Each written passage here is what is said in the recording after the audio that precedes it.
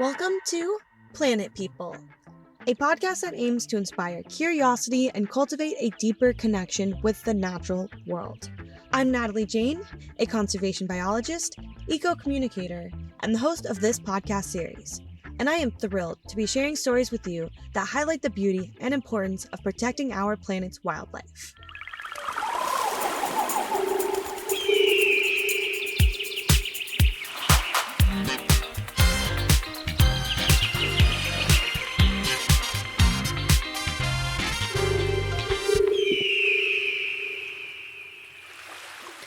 Hey everyone, and welcome back to Planet People. Today, Coral and I will be doing something a little differently, and we're actually adding on another bonus episode to the end of season one. We felt it was necessary to put on the brakes for our season two planning with desert conservation to really hold space and discuss the tragic wildfires that are happening in Los Angeles right now, including the Palisades fire and the Altadena fire, which both are not fully contained as we record this. And it's been about, they've been, today's Thursday, they broke out last Tuesday, so they've been going for over a week. And so there's a lot of climate grief around all of this and devastation for the thousands of structures gone, the thousands of people displaced, the animals that are still fleeing from the fires. Yeah, Coral and I are just going to hold that space for discussion around all of this and provide resources for people on the ground and to just put our mission out there and hopefully make a difference for all of our listeners and people that can maybe use this and share and just spread love and community. Yeah, and with that, Coral, if you want to share what it was like kind of leaving Los Angeles, I know um, there's a lot of toxins in the air, ashes. You could see them from your house inside. The smells were inside your house. Like, why don't you share a little bit about your perspective and what it was like um, being there and eventually evacuating to come down to see me? Yeah, I just want to say I'm so sorry to everyone that has been affected by this tragedy. It's pretty grand and the lives lost, people and animals and pets and all of the things and then the houses as well and all of the memories. It is a really tragic thing that's happening or that happened and it's still happening. Um I live in Los Angeles, and luckily, my home was spared, and my area is also spared from the fires. We're not too close to any of them directly. However, um, our home is in a direct, wind tunnel path from the Eaton fire in Altadena. So when that fire broke out, it just became so toxic even inside my home because in LA, the houses, there's an array of houses, but mine specifically is like from the 20s and it's not holding anything from the outside in. So all of that just came into my house as well. And it was like raining ash. I mean, it was just really crazy. And so Tuesday night was a sleepless night for sure. I think for everybody in the LA area, we were just all on edge, in case we needed to evacuate. And that night, actually, we packed up a go bag as much as well as I think everybody in the county packed a go bag and was ready to go, because they saw, unfortunately, all of those that could not do that and just had to run out of the house. Some even without their animals or without loved ones, even. We saw what was happening and we packed a go bag that night. And then we evacuated Wednesday morning because the smoke became too bad in our area. Like I said, we were like in a clear wind tunnel of like the Eaton fire just gradually going, like all the smoke going right towards our house. So, Well, they both broke out so quickly. yeah, well, there was the Just such a, Palisades. yeah, the There Palisades was, fire just happened so quickly. yeah, and I mean, I was working all day on Tuesday. I wasn't even fully aware that that was happening, and my work actually sent out an email blast about it, offering like our office for like refuge. And then I was like, oh my gosh, like what's going on? And then my dad called me and he's like, you need to evacuate. He has no idea where I live, because I was nowhere near the Palisades. And yeah, then the Eaton one broke out, and I have so many friends and even family in Altadena. Um, and so many of those people have lost their homes and they've lost everything. It's You really devastating. And know, it's, people that were directly displaced.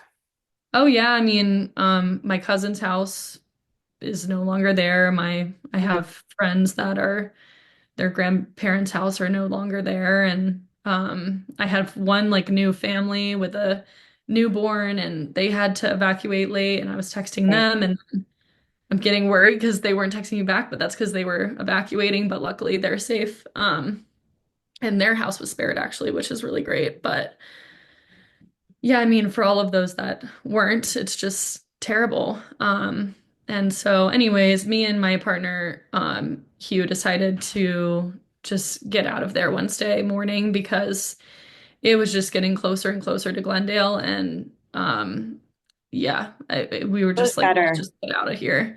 And we just couldn't breathe either. So we were like, let's just go. I had stayed up the whole entire night watching people evacuate with nothing in their hands, except for their pet or their kids. And I was like, I don't want to be that tonight. So let's just leave now in the morning while we have daylight and we have our wits about us.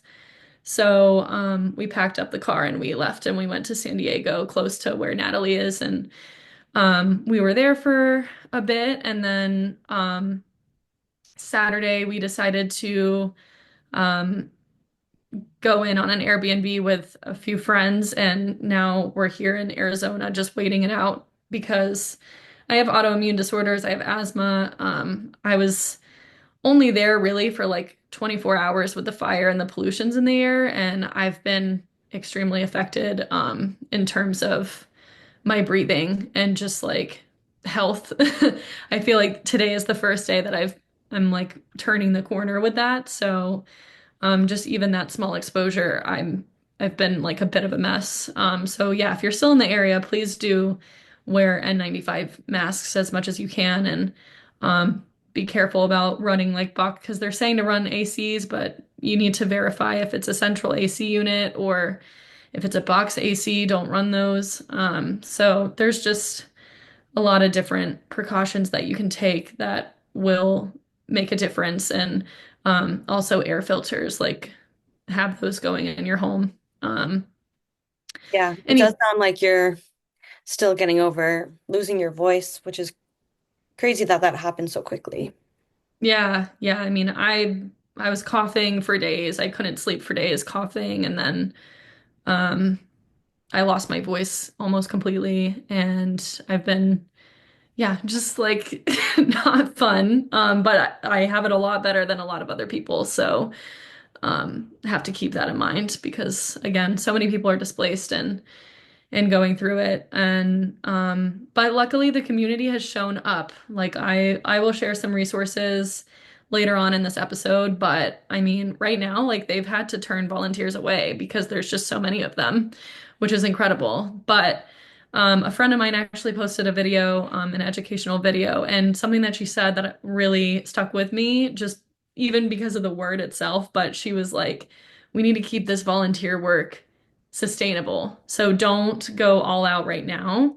Know that there's going to be work next week, next month, even 2 years from now, there's going to be work. So we need to keep like the volunteer efforts and the donations at a sustainable place. So just keep that in mind. Yeah, Um, definitely. yeah, A so quote that I like that I was seeing on the internet was community works faster than government.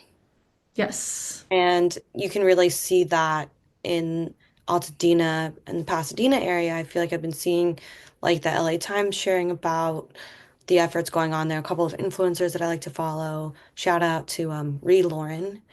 I will share her in the show notes, but she shares a lot about ways to get involved with your local community through volunteering, and it is cool to see it from afar, even though I'm in San Diego, that people are jumping into action, like Prince Harry and Meghan Markle were there, Chef Andres, Oh, wow. humanitarian for his, Yeah. like, he owns several restaurants and he's a chef, but the way he gives back to community during times of crisis is something that that guy is known for. And he actually just won the Medal of Freedom from President Biden Oh, when wow. Jane Goodall was also awarded it. But anyways, just good to see that community is actually working faster than government because we all know how long any federal funding might take from like FEMA or other Yeah. resources. So My cousin went to, so I think Pasadena Community Center, they have some FEMA workers there, and he went yesterday and they said that they had a good experience. So that's there is, good. yeah, so they are starting to have sessions and that was a good review that I've heard, so I'm glad that Federal it's funding is underway. community and federal that's like stepping up. So Yeah, and those are two necessary, like state and government need to be able to work together, but they can't do that without community input. So it's really yeah, individuals making a difference and coming together, and um, it's it's a good feeling in time of, loss and darkness. So yeah, it's definitely the shining light in this terrible situation.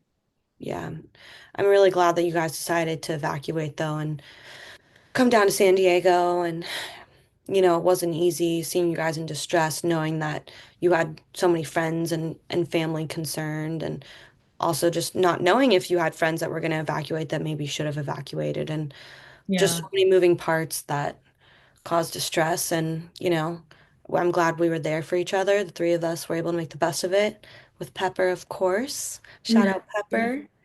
And And also, I'm just glad that like it's kind of hard to say this, but like check on your mental health because um I don't even know if I told you this, Natalie, but yesterday I took like a phone break away from all of the news and the Watch Duty app. And I'm so glad that I did that because it turns out there were like two different, or maybe this was 2 days ago, there were two different fires a block away from my house. So if I would have seen that in the moment, I would have been freaking out. But luckily they contained them, they put them out and like pretty quickly. But I yeah, was just the Watch Duty grateful to app. be away from my phone so I wasn't getting those notifications and I only saw it after it was dealt with versus me seeing it in real time and like freaking out for the full day. Yeah, which I feel like is easy to happen when you're already in a state of kind of flight or fight. Yeah, So coming exactly. down from that, I think recharging yourself when you need to, like you were saying, your friend commenting on having sustainable volunteering and donating over a long period of time. And it's kind of the same way with yourself. Like if you want to give back to the planet, you have to recharge your own battery. And I know I've definitely been doing that since the fires broke out last week. I've kind of had the place to myself at home the last couple of days and just trying to go for walks and remember how lucky we are in San Diego to not be dealing with this kind of displacement and having perspective and journaling. And um, those are just some ways to recharge, I think. And we're lucky we can do that here. So I'm very Yeah, grateful. for I'm grateful sure. that you guys are okay. And I mean, there's just a lot of grief around it. I've definitely been feeling it because I just think you and I are naturally empathetic people and take on the emotions like of people around us because we care and we want the best. And that's why we're doing this episode and this podcast. And um, it's it's horrible what people are going through. I mean, it's total catastrophe. It's Yeah. like it's it's unbelievable, really. Like you can't even put it into words. It almost feels like biblical. Like that's what my mom said the other day, that it's like I'm not a practicing Catholic, but I did grow up Catholic, and it's kind of like this weird thing. I feel like God is like punishing us. Well, there's a lot of that rhetoric going around, and yeah, I won't comment on that a lot, but just know that these people are good people and they don't necessarily like deserve what that is. And I've heard a lot of No one honestly, deserves to be burning in hell. well, yeah. And also, yeah, I don't know. The There's a hell's lot. there's a lot to unpack there, but yeah, like There I is. saw I just thought it Helene, was interesting. I saw it with Helene and just how nasty people can be and quick to judge and Well, that's why you um have to also take a phone break because you won't have yeah, those interactions in person when you're at a community volunteer event. exactly. Got to get Yeah. out of the comment sections, honey. Yeah. Yep. Well, Well, anyways, yeah. we're gonna switch it over to you, Natalie, because there's so much information about the people side of what has happened. There's so many resources out there for the human side of it and even like the pet side, but we want to get into the wildlife side of it. Some preventative measures that could have been taken, preventative measures that can be taken after this, and how the wildlife is affected in general, just with all of this. So I'd love to hear your insight and, get into it and share some resources around that.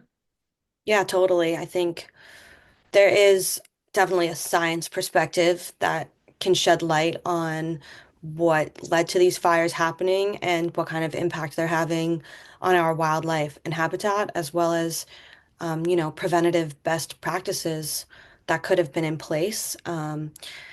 And I think to start, it would be good to mention the role of climate change in causing all of these fires and also the role of invasive plants. Um, so, the climate crisis in the last couple of years in California has been showing up in a lot of different ways. In 2020, we were going through a severe drought, and we had also had a really bad year of fires. That was honestly the year I moved to California, and I just remember it was the year that California burned because we had the Cima Dome fire in August of 2020, which was out in the Mojave National Preserve, and over 1 million Joshua trees were burned in that. There was the sheep fire. Yeah. Yep, the sheep fire in Wrightwood, more Joshua trees lost.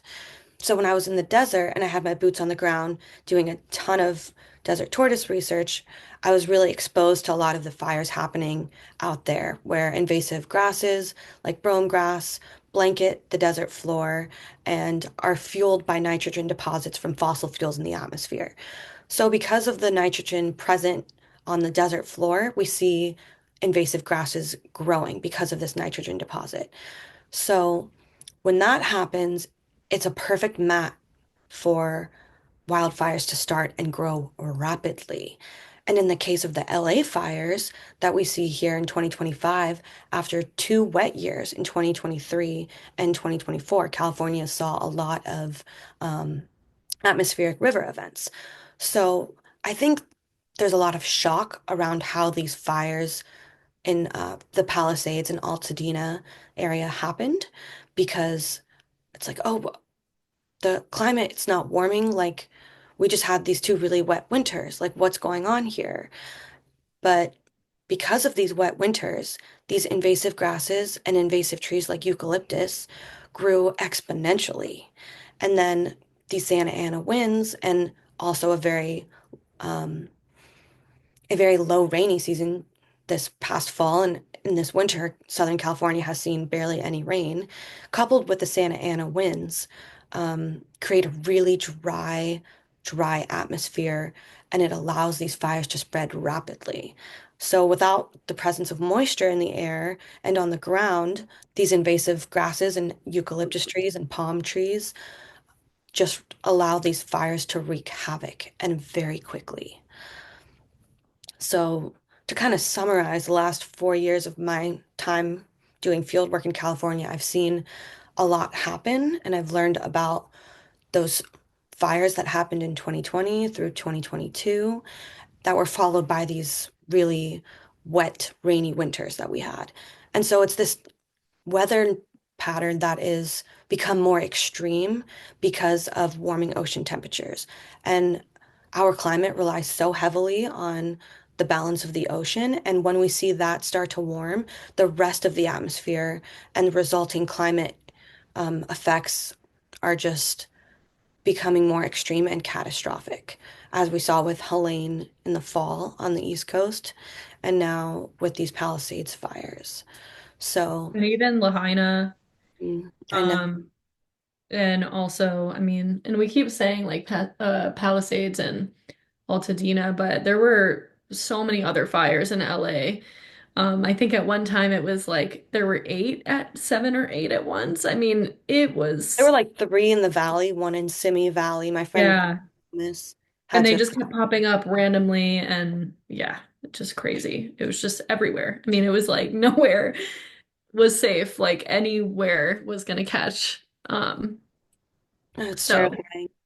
And hopefully that was digestible climate information because it's really like you have to frame it that everything works together. The ecosystem is a cycle that depends on the atmosphere, the temperature of the ocean, and the circle of life, really, the circle of weather. And it's the resulting changes in those parts of our ecosystem in our atmosphere that create complete disarray and disharmony. And um, it's not to say that climate change is the only reason, and I don't think we should just point the finger at that.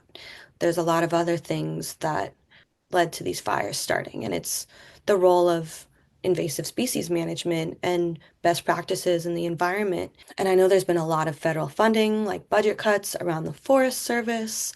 I have a girlfriend who works for the Forest Service, and she just got cut as a seasonal technician because they're losing a ton of funding. So you can point the finger at climate change, you can point the finger at poor forestry management, poor vegetation management. And then there's also the role of like destructive companies like PG&E. Shout out to this creator, Sacramento Food Forest. I'll have to tag his Instagram handle, but he's been talking a lot about how a lot of people are pointing the finger at climate change, but that it actually is the role of these like greedy electric companies who know that they're polluting the environment and contributing to fossil fuels, which intensifies these fires, etc. So you really have to break down the umbrella of climate change and the crisis around it, and what are these like contributing factors to why these fires spread so uncontrollably. And um, yeah.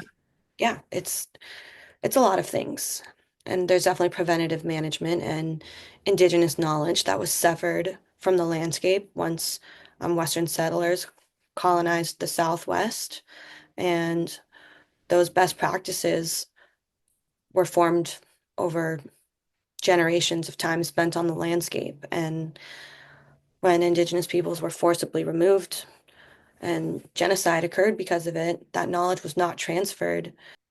And those indigenous best practices include controlled fire burns. And this is something that was practiced by Native Americans for generations. And so that knowledge was not passed on and it's not included enough in scientific best practices. So when we bring traditional ecological knowledge into conservation and forestry management, we can begin to see the land healing because that's part of giving the land back is having the inclusion of this knowledge in best practices. It's extremely important to listen to these people that were here first and know the best way to live with the land. And we obviously do not in this capitalistic society. And so, what are your takeaways with that? And do you anticipate that that's something that we can actually implement, like specifically in California? Yeah, that's a good question. I think there are organizations that partner with tribes, at least in San Diego. I've seen that um, quite oftentimes when I'm working on fieldwork projects. There's usually like an indigenous monitor present to make Oh, sure. wow, that's great. I think it's kind of like a law from California that any kind of development that goes on, since all this land is native, there is a native monitor that needs to be present to make sure that resources, if found, are protected.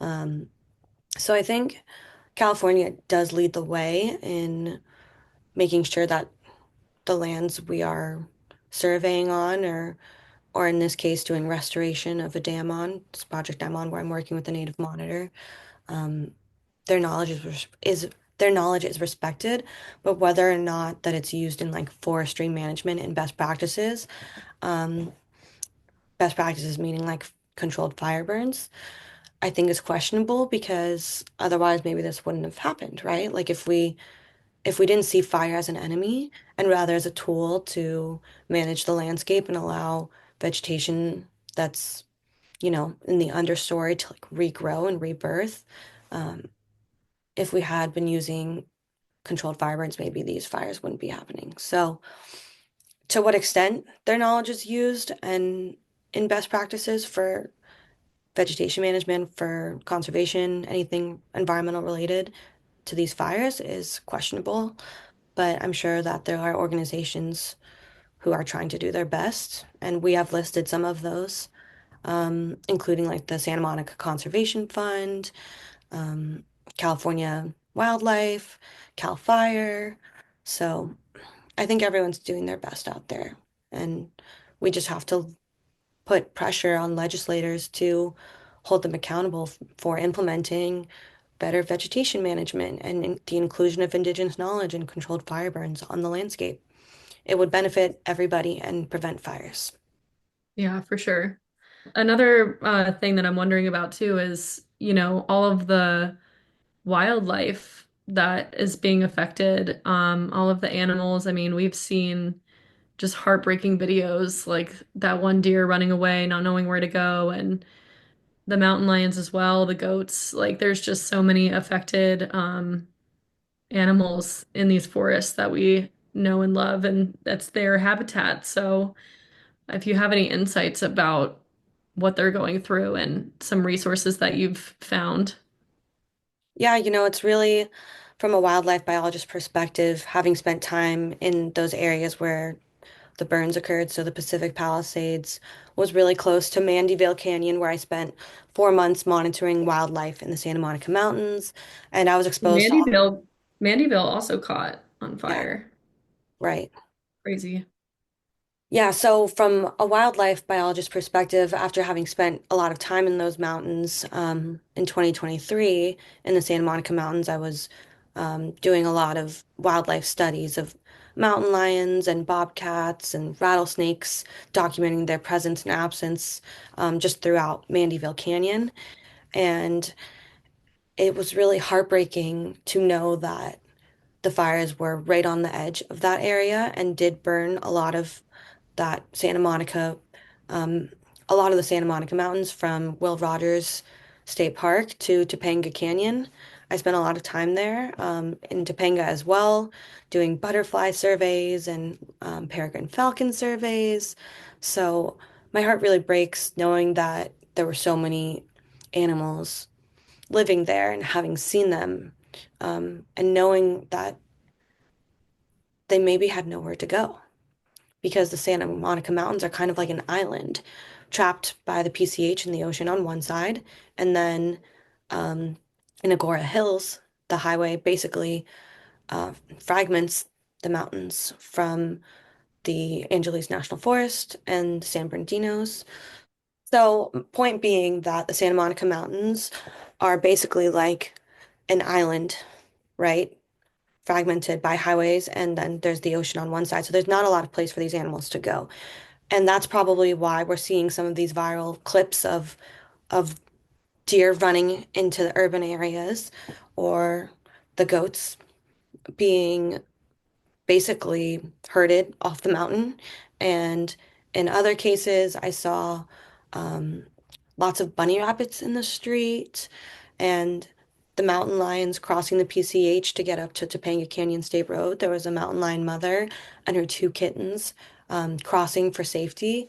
And I can only imagine the fear that they have. And I think to some extent, some of these animals definitely have natural instincts to know to flee. But then there are other species like rattlesnakes and gray foxes or red-tailed hawks, owls roosting in the night.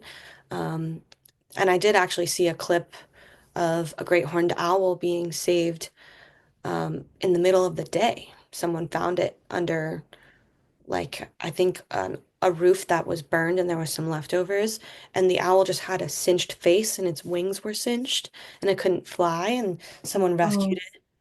And that was in Pasadena, and the Pasadena Humane Society has been a good resources for pets and wildlife, I believe. So, we have yeah. birds that couldn't escape, and I know that frogs and toads and snakes, I had worked with a couple of different snake species in the Santa Monica's, and they're not fleeing fast enough to escape fires. Yeah. And it's it's devastating. And a lot of these species, mule deer, they play a critical role as a prey species for mountain lion, and mountain lion are top predators that are needed for ecosystem services. Rattlesnakes are an essential pest control, even though snakes have a bad rep. They all have a role to play in the environment, and throwing one thing out of balance just throws off the entire ecosystem and the food chain. So, wildlife will definitely be impacted, and so will critical habitat areas. Well, going back to the indigenous aspect of this and the indigenous knowledge, I wonder, and maybe you don't have the answer for this, but like the controlled burns, maybe that kind of prevents this just like extreme displacement that this wildlife has. If it is a controlled burn, it's not like fully affecting like an entire like mountainscape of habitat to where they don't have anywhere to go. And that's why, just to as a segue, like these wildlife bridges are so important, to just have some sort of way that they can move along ridge lines. Um, but anyways, that's a whole nother topic. But Yeah, well, the corridor that Coral is speaking about is the Annenberg-Wallace Wildlife Crossing, which spans a 12-lane highway in Agora Hills. I think it's like 6 lanes on each side of the highway or something like that. It might be shorter. Maybe it's five on each side, but basically that's the highway that fragments the Santa Monica Mountains from the San Bernardinos and the Los Angeles National Forest, or the Angeles National Forest. So once that will be fully built, it'll connect different animals from the Santa Monicas to the other side of the highway without them having to actually cross the highway, which is basically one of the biggest reasons vehicle strike and mountain lions do not go well together, and is one of the biggest threats to mountain lion survival. So the Santa Monicas are home to an endangered population of mountain lions, and we know this because they're starting to inbreed with each other. And you can see this by photo documentation of a kink in the tail of a mountain lion or a low-hanging testicle on a male. Just shows that they're not fully developing and they have low genetic diversity, which causes local die-offs in populations that are already that small. So this Annenberg Wildlife Crossing is a huge deal. It's the biggest in North America. I think it rivals one in Banff in Canada, but this will set the example for years to come for what other wildlife um, bridges can be used basically to kind of piece together these habitats that have been fragmented by highways and other roads. There's this whole nother study called basically roadway ecology. And there's this book called Crossings by Ben Goldfarb, and he talks about the Santa Monica Mountains. And he talks about the Santa Monica Mountains and the mountain lions that reside in them and how they're fragmented by this highway. And I thought it was interesting that he actually called the Santa Monica Mountains Hotel California because those animals are there to stay because there's nowhere for them to go. So that's his first chapter of that book is called Hotel California, and the mountain lions are the biggest resident because they're stuck there. So that's just an interesting little tidbit and why those crossings are just like so important. especially if there's going to be more disasters like this on the rise, you know. And one other animal that I wanted to highlight that is actually a success story from all of these wildfires is a pet tortoise by the name of Tiptoe, which is it's a sulcata tortoise, which is one of the biggest tortoises in the world, especially one that you can have as a pet. It is a 175-pound tortoise. It is huge. And I remember seeing this on TikTok, a viral video of the owners grabbing Tiptoe from his little hut in the backyard and bringing them to a different residence. And the owner of this tortoise goes by the name of Caitlin, and she's been sharing Tiptoe's story, basically evacuation story, fleeing from Pasadena, or no, from the Pacific Palisades and relocating basically. And the videos are, of them trying to coax him out of their little hut with like vegetables and peppers. And I was just reading about it from a news post because it's been gaining so much news attention that it was this tortoise was a pillar of the community. People would come over to see it. When it was going out for walks, people would bring it vegetables or have flowers growing in their garden readily available for Tiptoe, which is just adorable. I mean, that's like that is a good story amongst a lot of bad stories that, this fun-loving, charismatic animal. I guess they're charismatic because they're big and people are fascinated by tortoises. So it's just good that there's something like there's an animal that people can kind of hold on to that's sort of like this. It's like a success story, right? It made it out alive and it's not as in distress as, that deer running through the street or the mountain lions crossing the road. Like this tortoise is alive and it's surviving and it's just a great story. So I wanted to highlight that as, kind of a hopeful tidbit amongst a lot of hopelessness, right? So go follow Caitlin and Tiptoe on social media because they've got a great story. And shout out to Tiptoe. We love tortoises here, so that's a happy story that I'm glad That's to. incredible. And Yeah, an animal that is older than all of us. by a lot. Yeah, it's Yeah, crazy. no, it's pretty cool. Well, I guess tortoises usually they outlive their owners because they can live to be over 100. But this one, I think, is probably 25 years, maybe, but still old nonetheless. It's incredible. Yeah. Tiptoe So the shout out tortoise. to Tiptoe the tortoise. He made it out of the fires. It's awesome. Yeah. So that's just one animal that is good to highlight right now amongst a lot of other things that make wildlife and human coexistence just that much more hard right now. And it's good to share resources about what we can do to mitigate those types of conflicts, and hopefully this episode will provide that. So, what are some resources that you've seen just in your own network and just information that you have about wildlife and how people that can get involved? There's a lot of resources out there for the humanitarian aspect and like people's pets, but specifically wildlife, I'm wondering what resources we can share with our listeners. Yeah, that's a great question and an important one because there's a lot of ways people can donate or volunteer. And before I even list the organizations, I just want to also reiterate a message from Cal State Parks that I saw in my network today that the best thing you can do for your local wildlife is to not feed them or put water out for them. As much as you want to help them hydrate from the fire, the best thing to do is let them be wild and return to the wild because if they get comfortable around humans, that's when we put them in danger because that will lead to human wildlife conflict.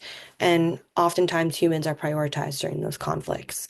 So if we want these animals to return to the wild, we need to make sure that they stay wild and let nature run its course, and they will return when they know that it's right to no longer flee into those urban areas. Can I And ask a question about that? yeah, In the height of it, though, is it okay to leave water in the height of like, for instance, last like Wednesday, Thursday, sorry, Tuesday, Wednesday, Thursday? I was seeing a lot of people spreading that message around, and it's endearing, but I don't know like how beneficial it is to them in the long term. Hmm. We don't want animals to be comfortable around humans Yeah. because that's when they get too comfortable. But of course, you want to help them, and that's why it's good to do it with, instead of on your own accord, in coordination with an organization that is credible. Right. Okay. That's good to know. Thank you for sharing that. Yeah, I just think it's a good message to reiterate from, you know, California state parks and wildlife, basically sharing the same message there. And I think we should follow what the state government is saying, but also use your best judgment, I think, to be intuitive and help people and animals when maybe they are in need of help. Yeah. And some organizations to get involved with on the wildlife side of things and maybe the pet side of things as well is California Wildlife and then the Pasadena Humane Society. Um, I was also seeing LA Animal Service come up as a really good resource to mitigate human wildlife conflict. And then you also have the Santa Monica Mountains Conservancy, and they have a lengthy volunteer list, and we'll plug that in the show notes as well. Um, and they will definitely be needing help to rebuild areas like Will Rogers State Park. That was a historic area with really healthy coastal sage scrub habitat mixed with chaparral. And those are two very important habitats that many species rely on and call it home. And so, in that regards, if you want to help out on the plant side of things, you can join local restoration projects with Tree People and the Mountains Recreation and Conservation Authority, as well as this local seed library in Pasadena. I'm forgetting the name of it. Coral, do you remember the name of it? Yeah, the Altadena Seed Library. That's just what it's called. Um, Right. So the Altadena Seed Library is a woman-run, basically seed bank, and her yeah, goal, Nina Raj Nina is the Raj, one that owns it. and I Hmm. think she's kind of working on, long-term goal to reseed the Pasadena area, and there's the foothills of those mountains right there. That will definitely need a lot of help restoring those habitats. Again, those are, the mixed chaparral and coastal sage scrub, maybe some oak woodland too, which are all endemic to Southern California. Which it's incredibly important to build that back up because we've already seen today, and probably more to come, but landslides after this. The vegetation is ravaged and nothing there holding the ground. So it's important to, um, rebuild not just the homes, but the wildlife as well, in a And the wildland. sustainable, yeah, sustainable way. So we see less of these landslides in the future. And Yeah, that's a good point. um, When we plant native plants, we see a much healthier soil community with natural root systems taking place and acting underground to support, holding landscapes together, right? So, like you said, those landslides will only be more common with, invasive species like eucalyptus and um, different palm trees and brome grasses outcompeting native plants. We see a loss in not just wildlife diversity, but just landscape and soil health in general. Yeah, so those are some good organizations to get involved with from the wildlife and plant side of things. Coral, do you have any resources you want to share from a humanitarian kind of people side of things so we can complete this planet people circle kind of discussion we're having here? yeah, there's a lot of resources and we can post those as well. I also have a running list of GoFundMe's, of people that I know. And, there's a lot of scams out there, but everything on the list that I'll share, is verified and, it's safe to donate to. And just know that you're putting money in people's immediate pockets that desperately need it. One organization that I wanted to shout out that's been like really fun to see is it's called Altadena Girls. And it's like specifically run by the girls for the girls, started by an eighth grader actually. And they have been collecting donations of like, makeup and lotion and things that aren't necessarily like an immediate need, but it's still necessary, especially with this how dry it is out here. And Gotta do your I think skincare routine, girls. right. And also to say there's so many different drop-off points, like the YMCA is a huge one. Any sort of I think honestly most YMCA's in the LA area are taking donations. Um, and I have a whole list here. Let me pull it up. Walk Good LA, Industry Hills, Westchester, let's see here. Be Nice, Have Fun in Highland Park. Of course, the Pasadena Humane Society, which we mentioned. Bella's Boarding and Bath. Los Feliz Flea. That one's like super close to my heart. I love the Los Feliz Flea. But I think honestly, if you're in LA, you already know like there are so many drop-off points. There's so much information out there, and like I said, we'll put some information out there as well. Hollywood Food Coalition. I saw that it's World Kitchen.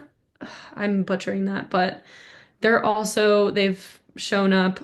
They showed up really big for Helene as well, so they're here now too, which is amazing. We were seeing that there's going to be a concert event that's going to happen on January Benefit 30th. concert Yeah, and tickets go on sale for that Tuesday on next the week. 22nd at noon Pacific next week. So look out for that as well.